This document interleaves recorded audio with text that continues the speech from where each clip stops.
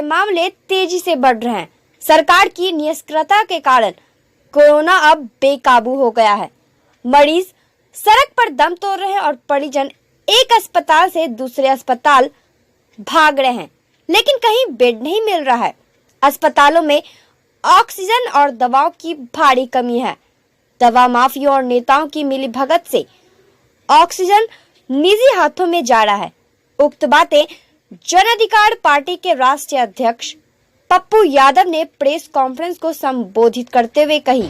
RTPCR की सबसे बड़ी दिक्कत है, उसमें जांच में जो बसेस सैंपल होती है ज्यादातर आरटीपीसीआर लैब में, अभी वह चीन की वुहान वही कोरोना का बेस सैंपल रखा हुआ है, जिसके आधार पर आरटीपीसीआर जांच वाले रिजल्ट देते हैं। परिणाम यह हो रहा है कि कोरोना के सभी लक्षण रहने के बावजूद भी कोरोना अब डिटेक्ट नहीं हो रहा अभी भी।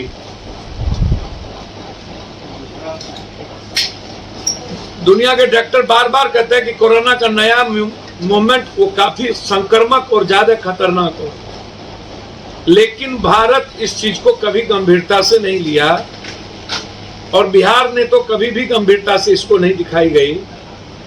हम कंप्लीट रूप से धर्म की राजनीति की। अस्पताल नहीं बढ़ी, हमारी दाढ़ी बढ़ गई, हमारे कार्यालय बढ़ गए। आपको आश्चर्य होगा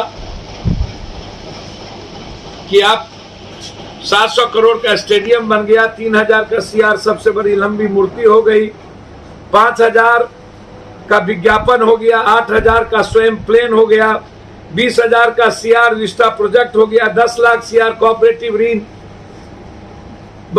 का बैंक माफ हो गया। आप यह पैसा जो आप यहाँ की बात आप कर रहे हैं, मुझे बहुत क्लियर, आप बार बार कहते थे कि हम 1500 देशों को हमने मदद की, और आप यह भी कहते थे कि बाहर और अंदर ऑक्सीजन की काला बाजारी जब शुरू हुई तब भी सरकार इस पर गंभीरता से नहीं लिया, और बार बार प्रधानमंत्री जी बोले होगा।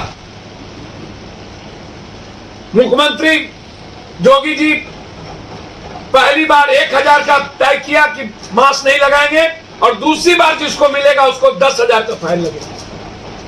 पप्पू यादव के लिए, अमित शाह जी के लिए, अन्य लोगों के लिए कोई फाइन नहीं है भारत। सबसे ज्यादा आश्चर्य होगा आपको, आज शाही स्नान को रोका गया। आज जब चिड़िया चुग गई खेत, जब देश के हर शहर में वहां से 10-10 आदमी अब जा रहे हैं कुंभ मेला से, तो इसका मतलब है वो 10-10 आदमी पूरा का पूरा देश नाश करेगा। हर गांव में, हर शहर में कुंभ मेला से हर बार से लोग लौट रहे।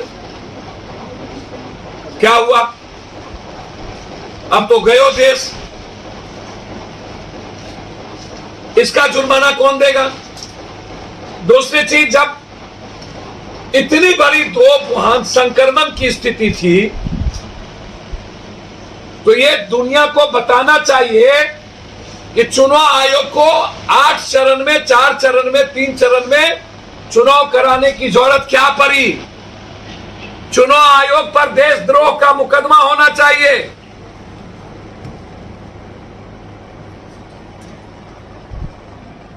गहरी साजिश रची है चुनाव आयोग ने,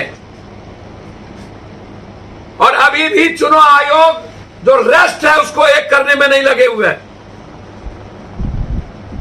क्योंकि रिटायर, जिसके चलते अस्पताल में एक गैस सिलेंडर की आम आदमी पर बोझ 2400 रुपया, 2400, 250 का गैस सिलेंडर 1200, और आम आदमी पर 2400, और जो एजेंसी से लेकर सप्लायर बेच रहा है उसने ब्लैक मार्केटिंग कर। जब इतने लोग मर चुके तब आप मजिस्ट्रेट कार्य दे रहा हूं। जब 1 साल में यह सरकार कुछ नहीं कर सकी, तो जब संक्रमण कंप्लीट, पैनिक कर दिए, आप डरा दिए, कर्फ्यू लगा के, सारी बीमारियों को रोक के कोरोना के तरफ डाइवर्ट कर दिया गया। एक भी बीमारी आश्चर्य होगा, कीमो लगाने का जगह नहीं है, कैंसर पेशेंट के लिए नहीं, न्यूमोनिया के लिए नहीं, टाइफाइड के लिए नहीं। एक दिनों में पारस हॉस्पिटल जैसा हॉस्पिटल 35,000 रुपया एक दिन का पैकेज कोरोना। सरकार ने रेट फिक्स नहीं किया। कितनी बड़ी लूट है आप सोचिए ड्रग्स के द्वारा। Mask out of market, sanitiser की स्थिति, लगभग दवाई मार्केट से बाहर। दो कारणों से आज सबसे ज्यादा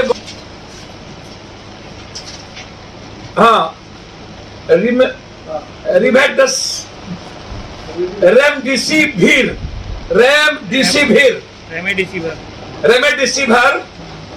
25,000 में एक मिल रहा है। 800-2400 की दवाई 25,000। ये एक दवाई 25,000 ब्लैक मार्केटिंग हो चुकी। और बिहार में जो ड्रग्स इंस्पेक्टर और ड्रग्स लोग उन्होंने इसको कब्जा कर लिया। सरकार आखिर क्या कारण है कि ड्रग्स इंस्पेक्टर, ड्रग्स पदाधिकारी इसको सिर्फ या तो एम्स में है या तो ड्रग्स लोगों ने कहीं भी, आप किसी भी जगह आपको ये दवाई नहीं मिलेगी। और जो मरने का रेट है वो इस दवाई और ऑक्सीजन के चलते। दो चीज डीएम कह रहे हैं, अभी मैं जहां जहां गया उनका कहना है कि लिक्विड गैस को बढ़ाया जाए। तो डीएम ने कहा कि मैं सुधा के लोग से मैं बात कर रहा हूं।